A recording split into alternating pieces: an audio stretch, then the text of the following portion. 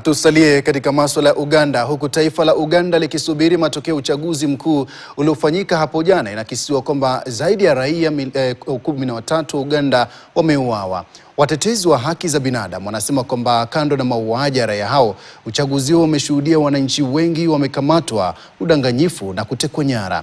Uchaguzi wa Januari 15 ulishuhudia zaidi ya wapiga kura milioni 21 wakijitokeza katika mazingira ambayo yameelezwa kwa magumu kwa ushiriki wa wapiga kura. Esther Diana ana taarifa zaidi kuhusu uchaguzi mkuu nchini Uganda.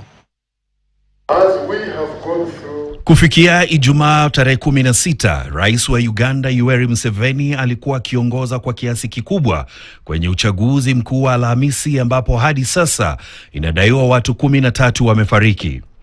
Kulingana na hesabu rasmi, kiongozi huyu wa muda mrefu alipata kura milioni 5.21 akishindana na mpinzani wake mkuu Robert Kyagulanyi ama Bobi Wine ambaye alikuwa na kura milioni 1.4 wakati wa kufunga raundi ya 3 ya hesabu Ijumaa saa 9 jioni.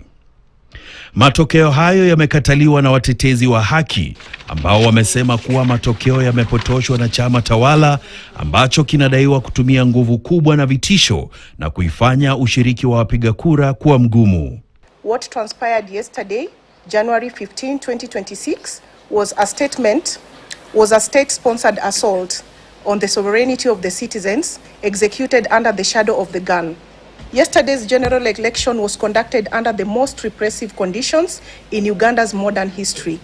We saw from the very few results that we were able to see from various polling stations, the actual counting of the votes, and this is why media was blacked out of it and the internet was shut down.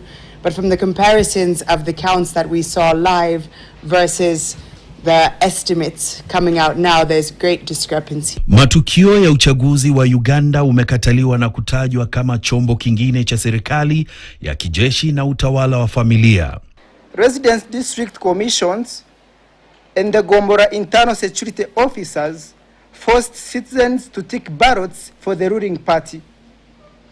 Fraud reached absurd levels in military barracks, where returns show the incumbent Yoweri Museveni receiving up to 180% of registered voters. Many returns show over 1,000 people per station, despite the legal maximum of 600. Utawala wa Museveni umetajwa kupotosha uchaguzi, kukandamiza demokrasia na kutumia mikoa ya kijeshi iliyopewa fedha za serikali na kuzima mitandao ya kidijitali kwa madhumuni ya kutikisa utawala wa Waganda. Mgombea mkuu wa upinzani Kyagulanyi anasalia nyumbani chini ya kifungo cha nyumbani. To the national resistance regime and security agencies, we demand the immediate and total disbandment of the Ghetto Brigade and the criminal prosecution of its commanders, Major Emmanuel Kutesa and Chris Damulira. We serve notice that sovereign immunity does not exist for those who outsource state violence to criminal gangs.